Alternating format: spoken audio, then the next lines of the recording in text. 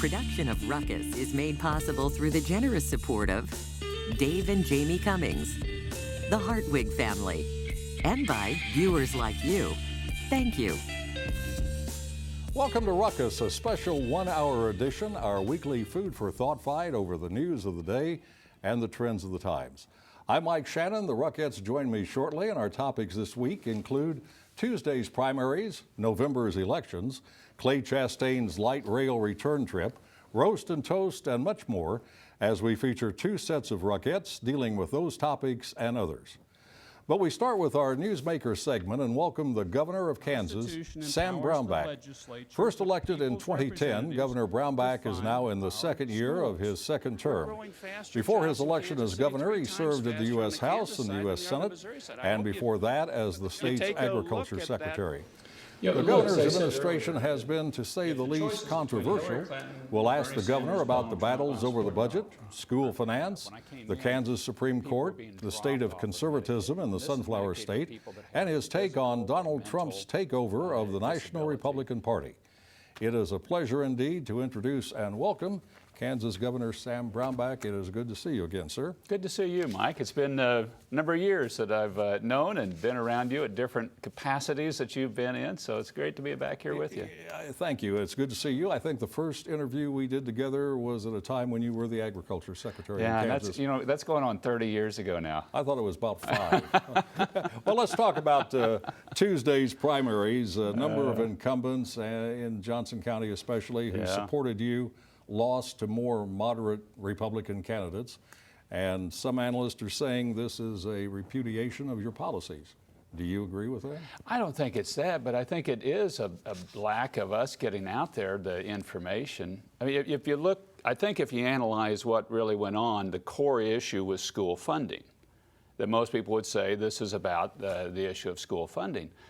And then if you'd ask most people, well, what's happened to K-12 funding in Kansas during the Brownback administration? Most people would say, well, it's probably gone down 5 to 15%. When the truth of the matter is it's gone up by 8%.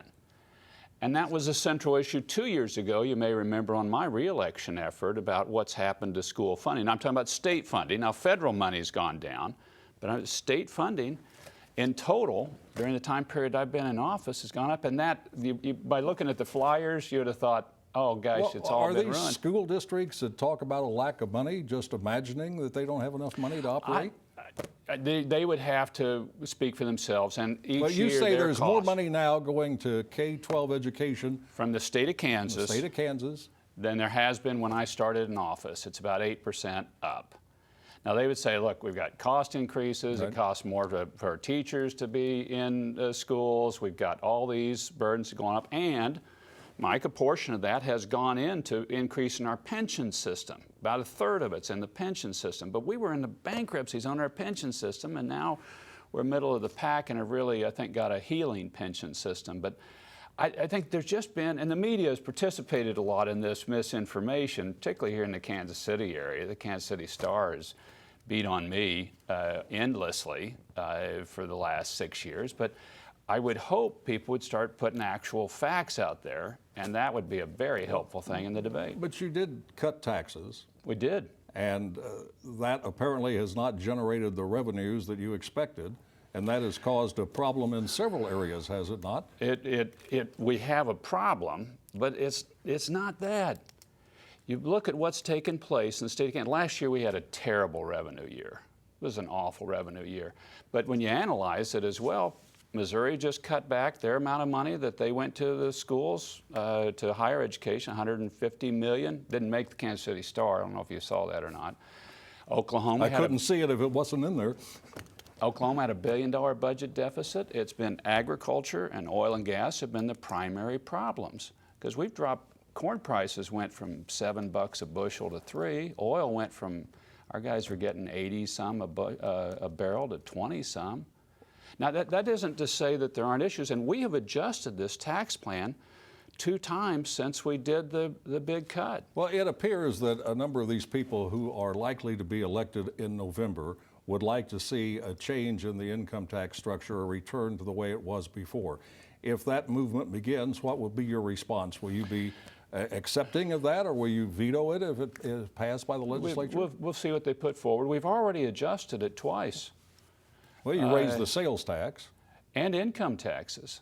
So they've been adjusted twice. And the other thing I think is interesting to follow, Mike, we didn't do anything on corporate income taxes in Kansas. Nothing.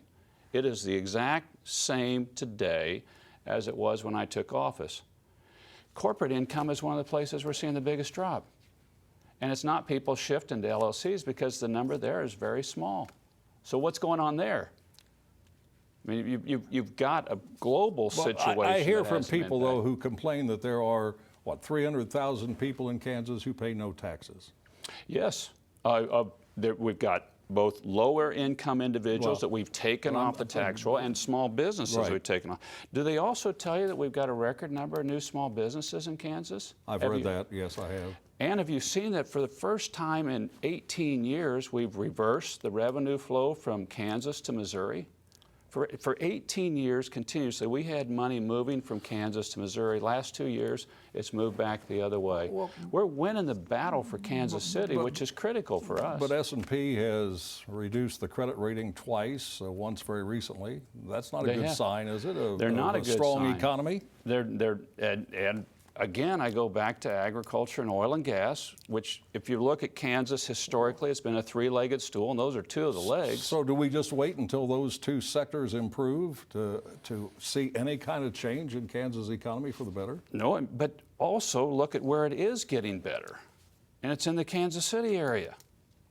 We are substantially growing in this region, and this is one of the key things. What for us, long-term, the battle for Kansas City is critical. That we've got to grow here, and this is where our key growth is taking place.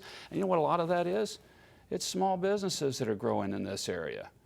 And we've got wage growth taking place in this region. That's why really that small business tax cut, I would hope maybe you'd do a whole program on it and really dig into, now what is actually happening with this? Because that's been the controversial piece. Looking at the Kansas City area, what about the American Royal and a potential move to Kansas City, Kansas? You're supportive of that, are you not? Very supportive of that. Do you think it's going to happen? I do. You do? Yeah, and the American Royal, this is one of the great historic stock shows in America. And I'm an old ag guy, so I love this stuff a lot. But it's one of the great in the world. And we're now selling a fair amount of genetics globally from the state of Kansas, certainly from the United States.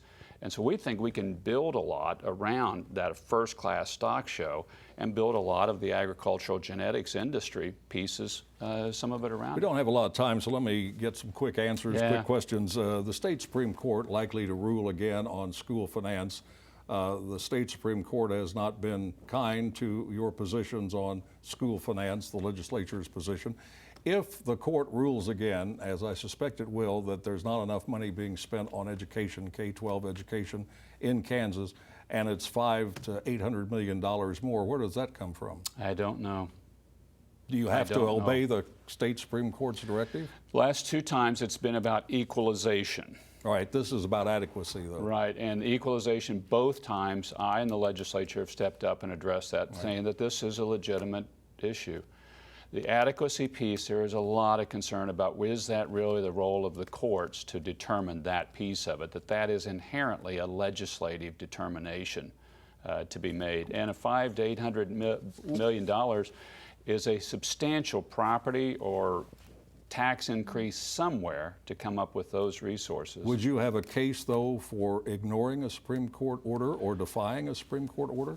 That's something you're an attorney. Yeah, but many years ago. Let's see when that comes up, because that's been the threat for some time. And the court, as you may recall, in Kansas has been in education for 40 years. Been running the system. I've often said that the battles with the state Supreme Court are not unique to the Brownback administration. They've gone on for as long as I can remember. There are 4 former governors openly critical of you, 2 Republicans and 2 Democrats. What do you make of that? They all share a pretty similar set of views of growing taxes. It's uncommon, though, for a former chief executive of a state to criticize the person in office, and now we have 4 people doing that. I think that it is unusual, but they do all share pretty much, they're pro-choice. They share a view of the need to grow the size of government. I think we need to grow the population and the basis of Kansas and the economy. We actually had in-migration of people this last census where we'd been getting out-migration. Let me wrap this up by asking you something I think is interesting. You are criticized quite often. 4 former governors, the Docking Institute at Fort Hays has a study that says only 15% of voters approve of your work. One study says you're the most unpopular governor in the United States. How do you react to that? How do you feel? Does it make you feel bad, or do you just simply say, hey, that goes with the game, I've had it before, I've had praise, I've had criticism, I can deal with both? Well, I'd rather not have it. Well, but I think you got to then break it down and say, okay, what is it that's being, what am I being criticized for? And when you break it down, it's primarily K-12 funding is the issue.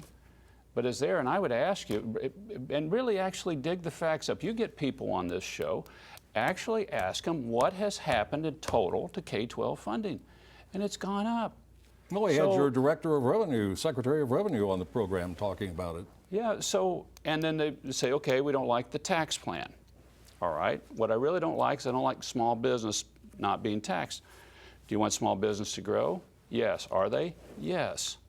You're seeing major moves, particularly here in Kansas City, of small businesses to the Kansas side. So I don't like it, but when you parse it and you break it down, a lot of it's media-driven, been very negative from the media. I hate to do it, but I got to jump in and stop our conversation. It's great to see you again. Thanks very much. Mike. Maybe you can come back another time and we can talk more and in more detail. Happy to do it, Mike. All right.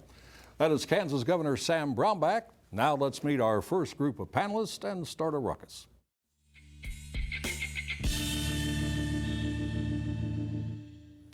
Jason Grill is a senior advisor at Paris Communications. Woody Kozad is president of the Kozad Company, a government relations firm. Steve Glorioso is a media and political consultant. And attorney Steve Marakian is with the law firm of Warsh, Hobbs, and Marakian. Ron Freeman was scheduled to be a panelist on the program for this segment. Unfortunately, he had to cancel his appearance at the last moment. So thanks, Woody, for filling in on this panel, and you'll be on the second one as well. Let's follow up on my interview with Governor Brownback and include some recent findings from the Docking Institute of Public Affairs at Fort Hays State University. They show a high disapproval rating for the state's GOP-dominated legislature and only a 15% approval rating for Brownback, an all-time low. No one gets high marks for the school finance controversy and the way it was handled.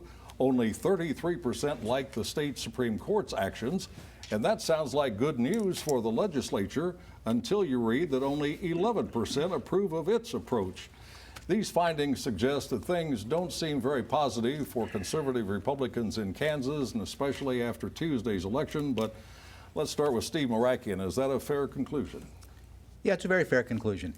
This has been a bad year and will be a bad year in the general election for some of the conservative Republicans. It depends on what you mean by conservative. Those who are like me, call themselves constitutional conservatives, we're going to do fine.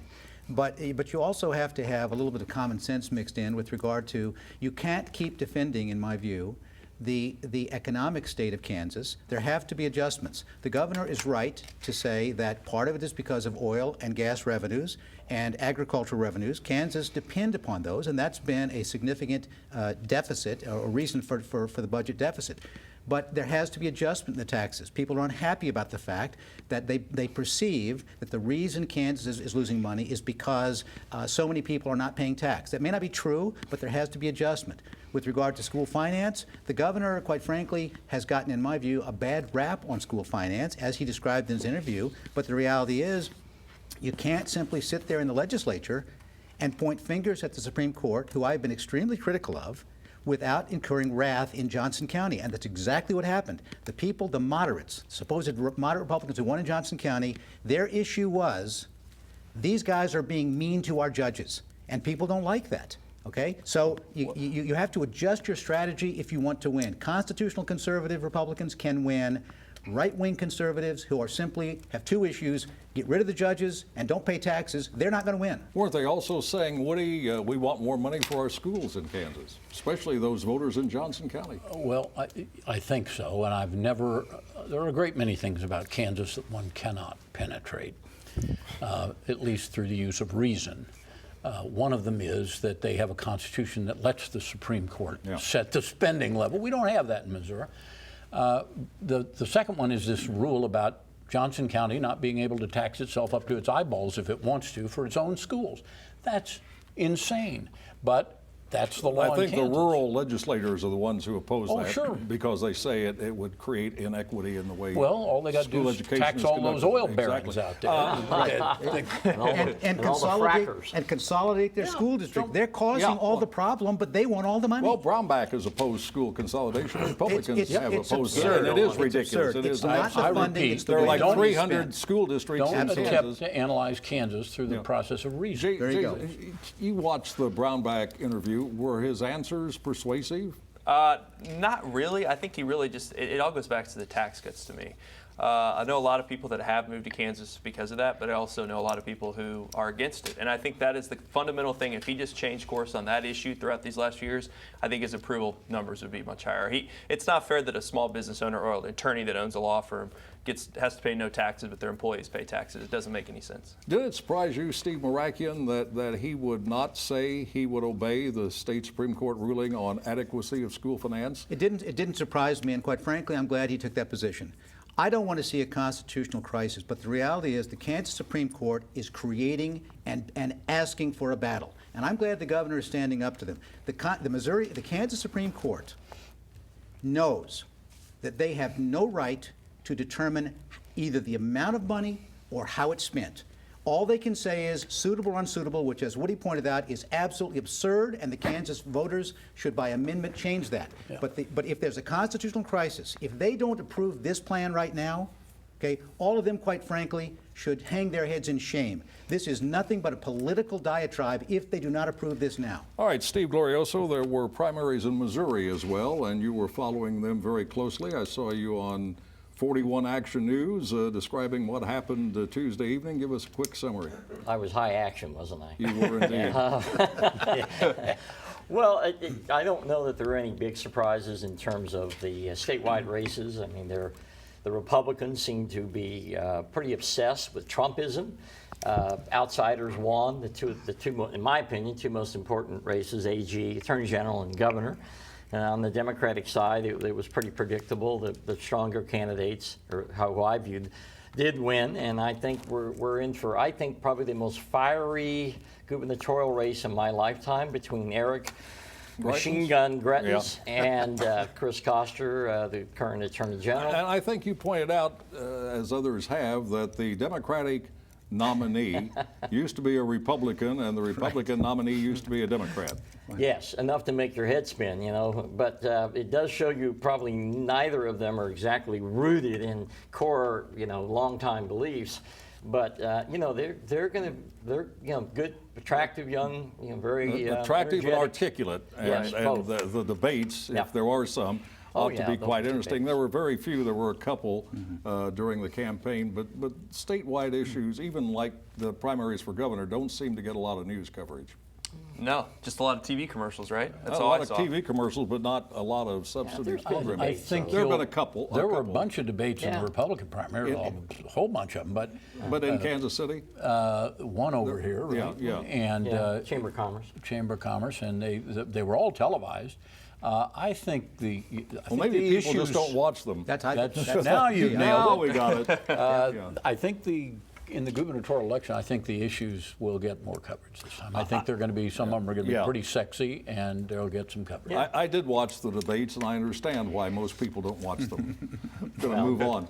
It may be said that only two things are certain, death and taxes, but if you live in Kansas City, Missouri, there is a third, Clay Chastain and light rail. His latest plan is headed for the November ballot. The measure would cost $2 billion over 25 years. The funds would come from an increased sales tax and a diversion of money from the bus system. The city attorney says the plan could be illegal but not unconstitutional.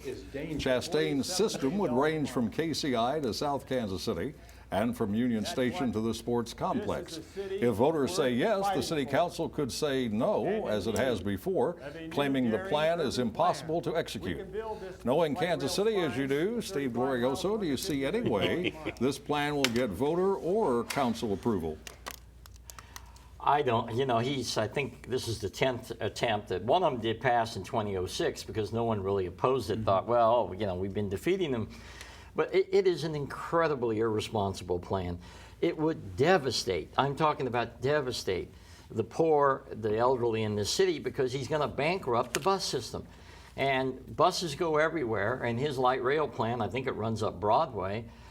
It's so irresponsible. I think this one, even without much opposition, just enough people explaining it, how bad it is, will go down in flames. Well, maybe he'll stay in Virginia. Yeah, No, that won't happen. You pointed out it passed in 2006. It did not go into operation because, as I mentioned in the introduction, the city council just said you can't do it. No tax increase. But it also had no tax increase, and this thing is layered with tax You know, but in addition to the tax increases in the Chastain plan, he says we'll also need money from other sources, unnamed and certainly not confirmed. That's another problem with it, is it not? You're right. He's counting on some federal dollars that we don't have Right. yet, Yeah. and state dollars, so that ain't going to happen. You know, I just feel like, Mike, we should focus on expanding the streetcar at this point. It's been a success. Let's expand it to the plaza. That's kind of my take. I mean, we don't know.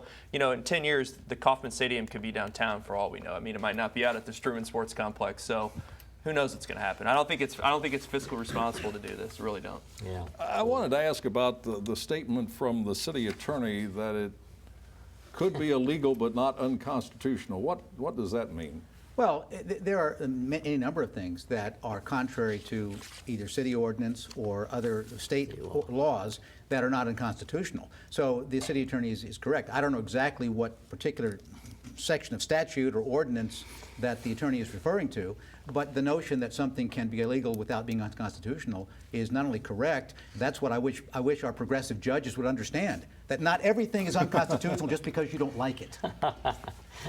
Woody, if voters were to pass this and the council said, no, we can't implement it, do you think there would be much outrage, much reaction? There was a slight amount, I guess, in 2006, but Not nothing that much. continued. Not much. Do you think I it's time don't think to? so. It takes 1,700 signatures to get something like this on the ballot in Kansas City, Missouri. Do you think there needs to be a change in that number? Well, that is, I believe, a function of the So voter based turnout. on the number of people who voted for mayor the Yeah, last and time. no, I don't think so. Look, I don't like the idea of City Hall mounting a campaign, and that's who'd have to do it, saying, how dare you disturb our peace? We're sleeping soundly down here. Don't you wake us up again. And I don't think they ought to be seen to do that. I don't think they want to. We can live through Clay Chastain. We've done it 9 times before. We'll do it the 10th time. Should the city, however, look at doing something that requires the person who files the petition to be a Kansas City resident? Oh, well, now, that one isn't too great a hurdle for anybody but Chastain. So if you want to do that, I'm fine If we can with just survive the next 3 years, there'll be an open seat for mayor in 3 years, and every time there's an open seat, there's a very substantial turnout. You know, Sly James is basically unopposed. Right. And it'll push that number back to where it would. Well, it never stopped Chastain before. And it Why won't not? stop him again. Well, true, but I think he can only spend so much time here, I would imagine. He must have a job in Virginia. Why not require someone who's going to put something on the ballot to have a photo ID showing that they're a resident of Kansas City? How about that? That would work, I think. Yeah. Right? All right. We get into our discussion about the race for the White House by reacting to the Star's Mary Sanchez in a column titled Donald Trump's Strongman Fantasy is Deeply Flawed. Of the GOP nominee's acceptance speech at the convention, she opines Trump fancies himself as some sort of dictatorial leader. Here's a brief look at the closing moments of Trump's acceptance speech. We will make America strong again. We will make America proud again. We will make America safe again. And we will make America great again. God bless you and good night. I love you. All right. Yes. All right. Of the GOP platform, columnist Sanchez says it seeks to sort the nation into those who are inherently more worthy and those who are not. Let us note there's no doubt that Sanchez supports Hillary Clinton, but is her assessment of Donald Trump and the GOP platform accurate? Steve Marakian. Yeah, it's Mary Sanchez is a good writer, but that column was drivel. This is the problem with those people who want to attack Trump on these kinds of issues. There are lots of reasons to attack him. Okay, he's an egomaniac. He may be a pathological liar, not as bad as Hillary, but he's horrible. He can't stay on message. But this notion that he is the next coming of Hitler, or he's a strong man, or he's a dictator, okay, because he says we're going to make America great, we're going to make America great, we're going to have law and order and so forth, that is absolute nonsense, okay? So stop with the progressive nonsense diatribes and focus on analysis here. You want to compare the two platforms, you want to compare the two candidates. This election should be, and unfortunately is not going to be because Donald Trump won't stay on message, should be about the last 8 years and the U.S. Supreme Court and our federal judiciary, and it should not be about Donald Trump's ego. And unfortunately, because Donald Trump refuses to let it be about anything else, he is losing and he is going to lose. It's not because he's dangerous, he's not because he's incompetent, and it's not because he's a strong man. He's simply not a good candidate. But he is dangerous, and people like General Hayden, who's a rock-ribbed Republican, was on TV this week saying he will not support him, and he is afraid of having that man control our nuclear arsenal. I mean, what more devastating comment can you make about his mental state? This guy's crazy, and he's proving it every day. But Steve, you know, Every day. people said that about Barry Goldwater Exactly. in He got creamed. 1964, and he did. He got defeated. But he wasn't And they Ronald said it Reagan. about Ronald Reagan in 1980, and Yeah, he but did. Ronald Reagan disproved it by his manner. This guy is in a spiral. I mean, he could reverse himself, but I don't really know It's how. time for an intervention, How would Mike. you do it? Woody's Well, they are talking about an intervention supposedly. How do But you- Woody, Go ahead, Woody. My problem is this. First of all, the Democratic platform, like the Republican platform, like every platform ever meaningless. drawn up. No, in addition to being meaningless, if you want to parse it, it is a dividing of people into those that one party believes are worthy, and they're all the people they want to put black hats on, and all the people they want to put the white hats on. Just a different group of people in each case. If you want to attack somebody for being a loudmouthed, insulting demagogue, the way to do it is not to be a loudmouthed, insulting demagogue. And the column Ms. Sanchez wrote could have been written by Trump's speechwriters if he had any. And so it's an appalling column. You do not attack drug dealers while snorting coke, you know. And so if you want to attack him for being insulting and demagogic, don't be insulting and demagogic. Later in the That program, is a fact-free zone. Later in the that program, we'll talk about Sanchez's column concerning Hillary Clinton and her appearance at the Democratic convention. About those conventions, Jason, things didn't turn out the way that people were predicting. We were told that the Republican convention would be chaos, and in Cleveland, people would be carrying guns openly, which was permitted by law, and we would have shootings and killings outside the convention. And I think it's a fair comparison to say the Republican convention was calmer and less riotous than the Democratic convention, where people were burning the American flag outside. Well, let's talk about what happened in the convention hall. I think both were pretty crazy. I mean, the Ted Cruz thing was pretty a pretty big thing, I think, at the Republican convention. I think in the Democrat side, I mean, the Bernie people, you know, I hate. I mean, they were just like Sarah Silverman said, were just getting so annoying. I couldn't handle it. But yeah, there was some chaotic. Ridiculous. Yeah, it was ridiculous. I wasn't there, but I mean, there was some chaos, but I think it was good. I think now Democrats are somewhat coming together. I think Bernie's voters are 9 to 10 are going to vote for Hillary Clinton. So it's not as chaotic as the media It's a made it love out to be. fest. We hear a lot of Republicans who've come forward and say they cannot vote for Trump. There are those who are Republicans and can't vote for Hillary. What do they do? Not vote for president? Vote for a third party? Yeah, what they're going to do is assure, the Republicans who are saying that are going to assure that Hillary wins. And that's what I said before. They are missing the point here. This is not about Donald Trump. It's about what happens with our U.S. Supreme Court and our federal judiciary. okay? If they don't vote for Donald Trump, if they throw their vote away by voting for Gary Johnson or the Green Party candidate, which many of them are going to do, okay, then Hillary is going to win.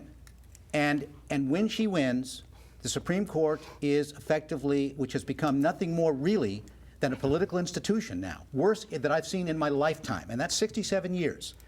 It's gone for the next 40 years, as well as the federal judiciary. I thought you were much older. Me too. And so I look like I'm 90, but I'm only 67. Okay. The fact of the matter is, Republicans who want to say, I'm never Trump, I won't vote for Trump, and I won't vote for Hillary, okay, are voting for Hillary. So you Republicans, if you consider yourself a constitutional conservative and you throw your vote away, then don't come crying to me 4 years from now, 8 years from now, 20 years from now, when this country has changed in a way that you don't even want to think about. She is likely, or he, whoever the next president is, we're told is likely to have 2, maybe 3 appointees to the U.S. Supreme Court. Yeah. Well, We hear that every day. that's clearly true, but that's not true. Every but Mike, election's we're talking. If you have 4 years for Hillary, you're going to have 8 years. And That's then not true either. those- You never know. In this country today, you are. You're gonna have okay? two Let terms. me And after suggest- after that, Supreme Court judges don't simply leave after 8 years. But You're let me going to have suggest 40 another years option. in the No, Supreme Court. I would like for you to, but we don't have time. What are some Brownback, Republican Governor Brownback senators took her instead time. of a No man? options from Glorioso. It is time now for Roast and Toast, where the Rockettes ordain or disdain people and events in the news. And let's start with Jason. I'd like to toast the vice presidential candidate, Tim Kaine. Whether if you're Democrat, Republican, Independent, it is nice to have a guy that grew up in Kansas City touting how great Kansas City is, talking about Rockhurst High School and national speeches. I mean, we got to all embrace that. Even if you are voting Republican, at least give Tim Kaine a nod for actually mentioning his upbringing here in Kansas City. I think it's pretty cool. All right, Steve Marakian. I'm roasting Hillary Clinton for her astounding claim that Trump is not fit to be president because he's dishonest and he is not sacrificed by serving in combat or losing a child in war. By Clinton's definition of sacrifice, let me see what company Trump's in. Well, let's see, Tom Jefferson, FDR. How about Bill Clinton? Barack Obama. For honesty, what's worse? Trump's constant exaggeration or Hillary lying directly to the families of fallen American heroes, then lying about her lie, then calling the families liars when they exposed her lie. This Orwellian nonsense is straight out of 1984. All right, move over to Steve Glorioso. Okay. I want to toast the Federal Court of Appeals. We've talked on this show about photo IDs and all the malarkey, but in North Carolina, they totally disproved that photo ID had anything to do with voting integrity. The legislature, Republican conservative legislature, actually hired a team of people to study the voting habits of African Americans. And once they did that, they found out blacks voted on Sunday, so they eliminated one of the Sunday voting. They talked about who had most likely had what IDs. So there, and I know in Texas for sure, you can have a gun permit ID, but you can't have a government employee ID or a student ID and be allowed to vote. It is such a scam. It's all about, we're going back to Jim Crow and poll taxes and literacy tests, and it's really despicable. Woody, we'll hold off on yours because you're on the Great. next panel. And Thank you can you. do your roast or toast then, and I will do mine now. This is a subdued toast to the new Tarzan movie, The Legend of Tarzan. Overall, I liked the film, but I had expected that when Lord Greystoke returned to Africa, he would be reunited with his longtime chimp companion, who was in the earlier films. Yes, there were lots of animals in Tarzan, but not the loyal chimp. To summarize, I liked the film, but left the theater feeling cheated. And so that ends part one of our special 1 hour ruckus for this week. We'll take a quick break, come back, introduce the next panel, and cover more of the news of the day and the trends of the times. The faces you know, the news you rely on, anytime you want, anywhere you are. I really value PBS's news coverage because I think it's very rigorous journalism. Clear and concise reporting. Both thoughtful and thought-provoking. Mind-blowingly honest and open. Information that will help me make a good decision. With so much at stake this election year, one place has the news you need to decide. PBS. And welcome back. It's part two of our special 1 hour ruckus, where we examine the news of the day and the trends of the times. Joining me now are education activist Jamika Kendricks, Johnson County civic leader and Kansas City Star columnist Steve Rose, media and communications consultant Barry O'Halloran, and returning for the second panel, Woody Cozad, president of the Cozad Company, a government relations firm. Well, before Tuesday's primary, Steve Rose joined forces with the Star's editorial board and called on Johnson Countyans to nominate candidates who would, as he put it, save Kansas from Sam Brownback and his legions. Steve urged independent voters to register as Republicans for this election only and unseat those who would likely be described as conservative Republicans. Rose listed, as did the Star, those he hoped would win. Since Mr. Rose is among us, it seems logical to ask, Steve, how did you do?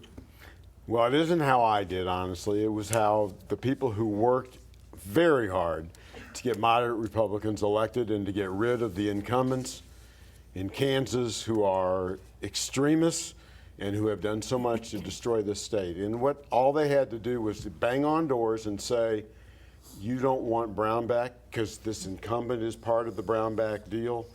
You want me. And that message just resonated throughout the county.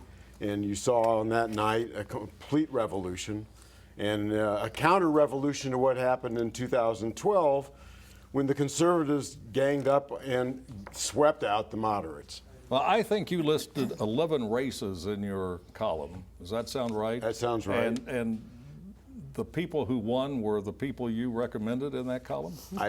Yes. In both Senate seats. Yes. In both Senate seats and 5 of the 9 House seats. Right. You're right. So what does it mean? What does this mean to the Kansas legislature? You saw the Brownback interview, I think. Yeah, what this means is that, first of all, depending on how the Democrats do in November, it's not inconceivable that there could be actually a majority or close to a majority of moderate Republicans and Democrats controlling the agenda in the House and maybe even in the Senate. If there are just a couple little upsets. Well, it's more likely in the House than the Senate. It is more likely in the House, but it's not inconceivable in the Senate. It really isn't. The numbers are out there. The math is there. Jamika, you're an education activist. Do you think this is good news for schools in Kansas that more moderate Republicans seem to be winning these primaries and perhaps will play a stronger role in the state legislature? I do. I think it's good for education because a lot of times the people who are sending their kids to schools are our regular voters, the people who are impacted by the decisions made by the legislature. And I think this time both the Republican establishment and the Democratic establishment are having to listen to the people. And one of the reasons we see what we saw is not just because the Star said get out and vote, but because people are tired of politicians not listening to us. Mary, you've been anti-Brownback for as long as Brownback has been around as a candidate for governor and in the governor's office. You must be elated by the outcome of Tuesday's elections. Well, you know, I wouldn't I'm not anti any governor just because of their party, to be honest with you. We had no idea when he first ran for office, Mike, that he was planning this systematic destruction of the existing governmental functions of the state of Kansas. We are in a state of chaos. The state is in fact broke. The credit rating has been downgraded. He's borrowing money and paying for it with another, using a credit card and paying for it with another credit card. I would love to debate the governor about the state of the fiscal healthiness or lack thereof in the state. But yeah, I am and have been a long-time advocate for the way in which Kansas has had excellent schools and the way they finance them. And this was an enormous step forward, really. Woody, let me ask you about a point that came up during the interview with Brownback, which I believe you saw. I pointed out that this study at the Docking Institute of Fort Hays University says only 15% of voters approve of Brownback, and there's a poll that says he's the most unpopular governor in the country. Have you ever seen anything like that? No. First of all, you know, as I've said about Brownback from the beginning, and I'll say it again, part of the danger is he did something Missouri and Kansas governors do not do. He actually had a program and went out and enacted it. And it's a program that upset the sleepy drift into oblivion that Kansas was on before he was governor. And he said, if you'll enact this program, that's going to turn around. Now they're on a not so sleepy drift into oblivion. But it hasn't turned around. But it hasn't There turned are around. still serious problems. And so he's accountable for that, and he's rocked the boat. And in Kansas, they don't like that. So he's down at 15%. He rocked the boat, and he didn't get the result he promised. So they're going to, let me finish. They're going to go back to not rocking the boat. Yeah. They're going to unrock his plan and go back to sleeping their way to oblivion. Why do you say that? The court rocked the boat, Mike. What? Why do you say they're going to Well, go back into a Because sleepy oblivion? well, look what they ran Maybe on. they've woke You up don't and they're going to want stay that way. You don't want Brownback, they said. Right. Of course. And this guy is against Brownback. That's not a plan for the future of Kansas. They don't have one. The They plan- didn't have one. Well, the reason that same they coalition said, ran but, Kansas but, for 30 Woody, years. the reason they said not Brownback is because of what he stands for. He doesn't stand for public education. Look. He doesn't stand for higher education. He doesn't stand for anything that makes any sense. He stands for Steve, destroying you the ran on- highway system. You ran That on is a throw the- program you that may we have- reject. You can be right about every bit of it, but Yep. you ran on throw the rascals out, and you didn't tell them what it is you It's a lot planned. easier. Oh, yes. It's a lot Oh, easier no. to say throw the rest of You the are way. right. But they Woody, you are did say we're really going wrong to about that. but the rascals who were thrown out didn't increase taxes. The Right. people who were nominated Look, have you. already said they're going to do that. Have they their not? plan gonna be? They Let don't me have just one. say something. The voters knew exactly what they were doing when they were voting this time. There had been, you're right, some laziness among the electorate for a while as this crisis was building. But it is a serious crisis this time, and they paid attention because the court said, if you don't pay attention, we'll act. And they're going to act We again. got to have to wrap this up just real quickly, Steve. Did the people elected or nominated on Tuesday, at least in Johnson County, didn't they say openly, we want to raise taxes, we want to give more money to the schools, we want money to go to the highway? But Mike, they can plug. One thing they can do that's big is plug the tax loophole that allows 330,000 businesses in Kansas to pay no taxes. And they you were can call that a tax generally increase if supportive you of that. want, but I don't. Yeah. And I think that will bring in hundreds of millions of dollars. All right. While there were no statewide races in Kansas, Missouri's primary nominated Republicans and Democrats to square off this fall for governor, lieutenant governor, attorney general, and secretary of state. There was no doubt that former Cass County prosecutor and current attorney general Chris Koster would get the Democratic nod, but the GOP side was crowded with four hopefuls, including former Speaker Catherine Hanaway, Lieutenant Governor Peter Kinder, former Navy SEAL Eric Greitens, and businessman John Bruner. Well, the results came in Tuesday night. Who came out on top? Woody? Well, Greitens did, and he carried almost every county in the state. Kinder carried a half a dozen in southeast Missouri. Bruner carried a scattering in southwest Missouri.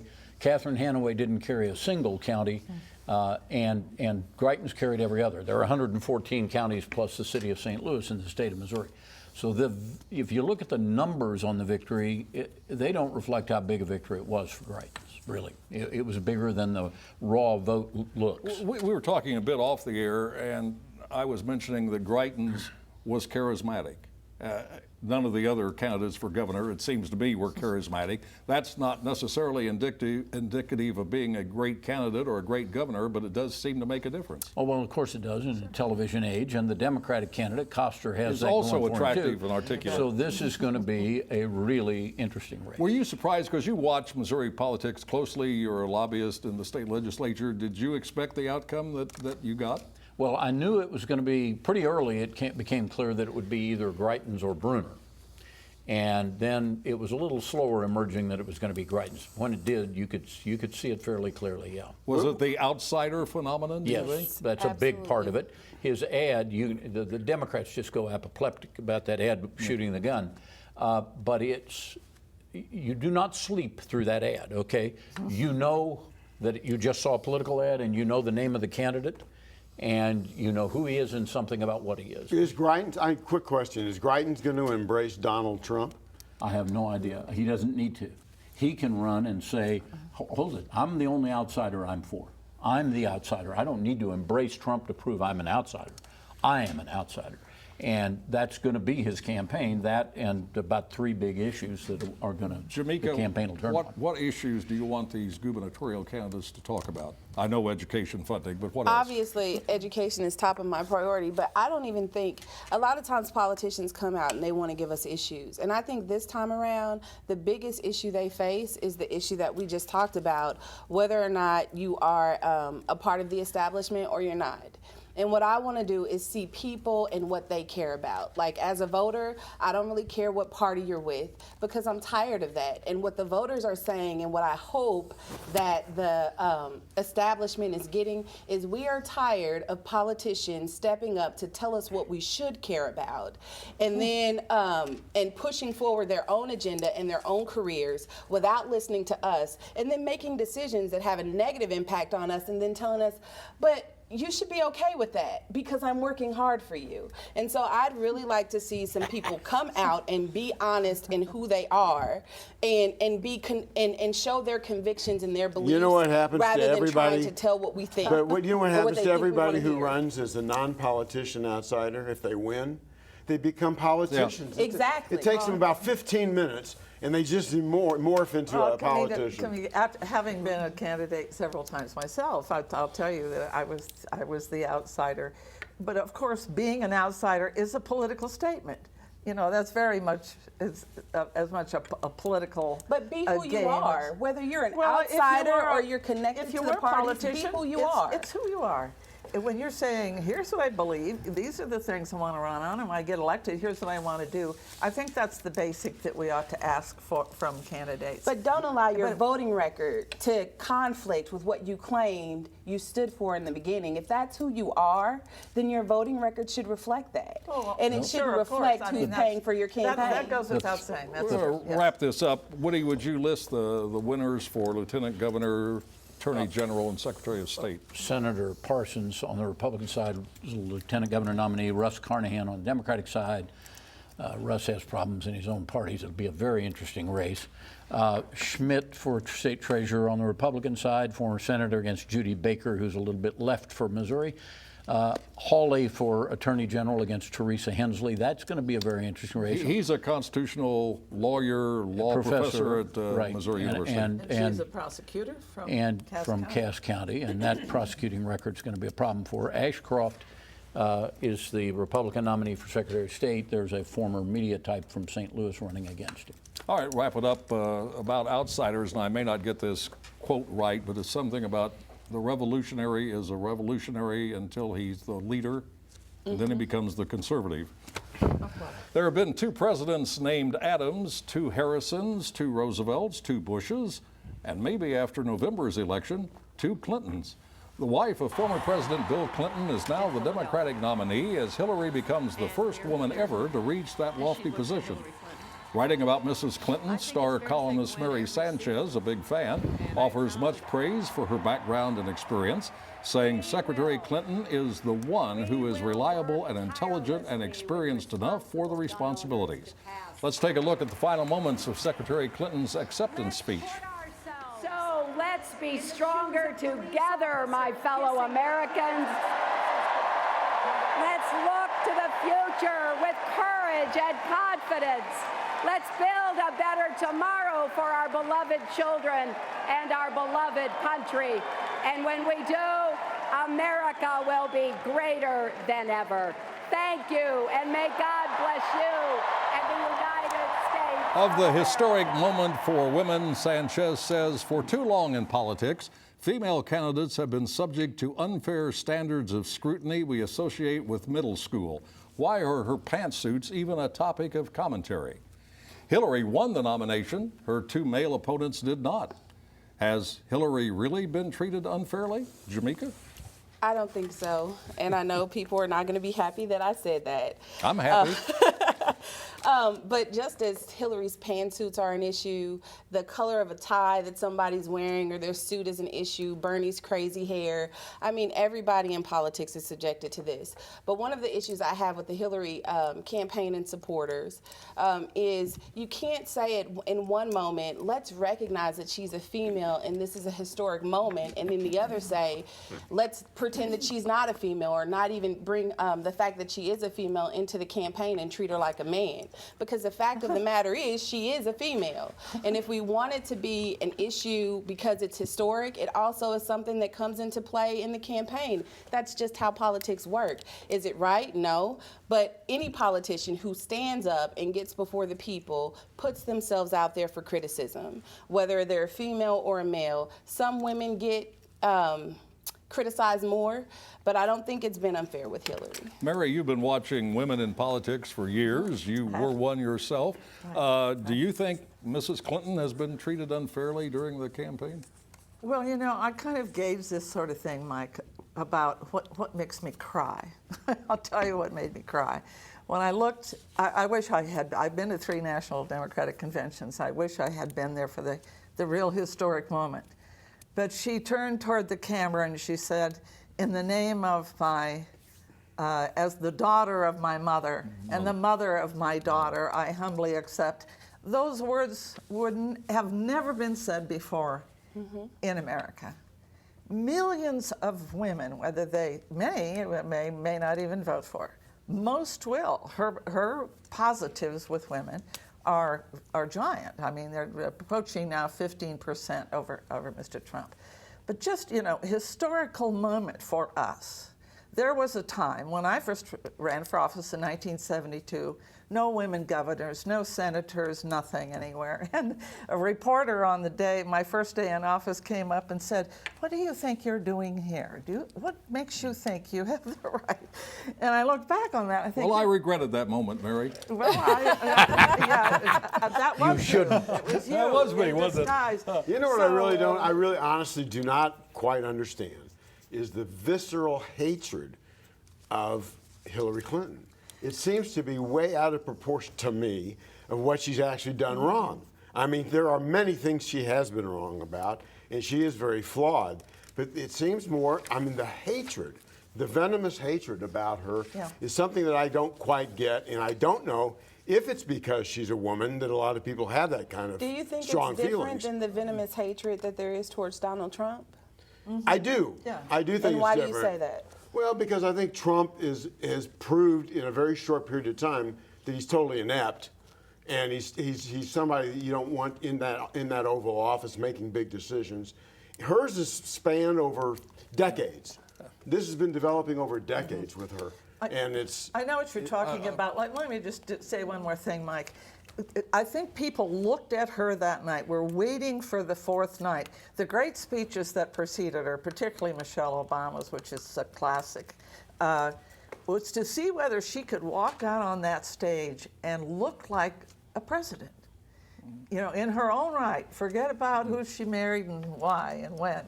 That's gone now. That's the past. Could she look like the president? She walked out with the white suit, which I thought was fabulous. And the hair was great, and she gave a speech of her life. It wasn't perfect, and it wasn't charismatic, but by God, she sounded like the president. I want to warn the control room. I'd like to play the video clip that I forgot to play in the first segment, if it's available. Just before Roast and Toast, Hillary went on Fox for the first time in 5 years last Sunday. Why would she go on Fox News? Well, you know, I'm sure I don't know. Would it be because she's trying to reach out to more yeah, I moderate think and she conservative thinks, look, views? there are a bunch of Republicans who are not crazy about their nominee. So what the heck, why not? And besides, why not be able to say, I've been on Fox News? I haven't just boycotted them. So, you know, she didn't have a lot to lose. She got some very tough questions, to one of which she responded with a flat-out lie that she's had to account for ever since. Yeah, I meant to say earlier in the show when we were talking about Trump that he gets a lot of criticism for saying "Make America Great Again," but he's not the first presidential candidate to say that. It was said, at least the first time to my recollection, in 1980 at the Republican National Did Convention. he plagiarize that? For those who Yes. abandon hope, we'll restore hope and we'll welcome them into a great national crusade to make America great again. It's time now for Roast and Toast, where the Rockettes either felicitate or eviscerate people and events in the news, and we start with Mary O'Halloran. Well, a loving toast for the life and legacy of Dutch Newman. Dutch Newman died last week, but she won an election this week. Dutch Newman was the grande dame of Democratic politics in this part of the United States, actually, for many, many years. A woman way ahead of her time. She, from her kitchen table, wove a network of powerful political contacts into which she poured support for her candidates, from the City Hall to the White House. I was proud to be her friend, as were a few thousand other Missourians and men and women all over this country. Dutch Newman, a great American patriot. Steve Rose.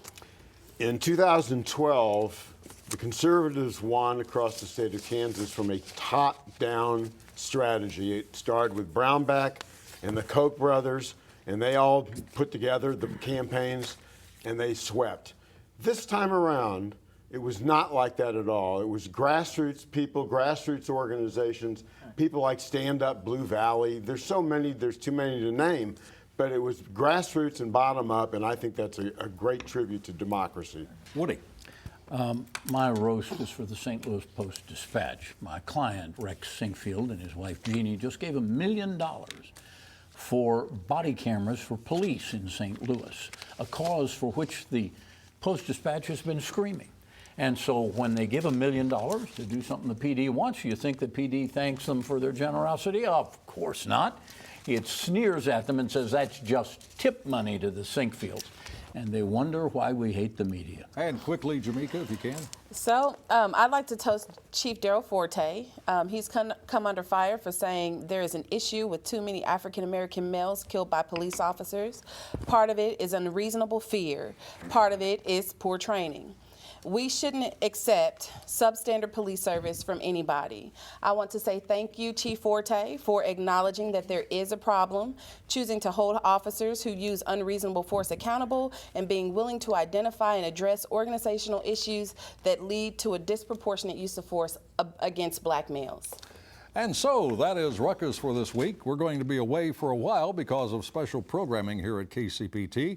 Back on September the 8th to make Ruckus great again. Thanks for watching, and good night.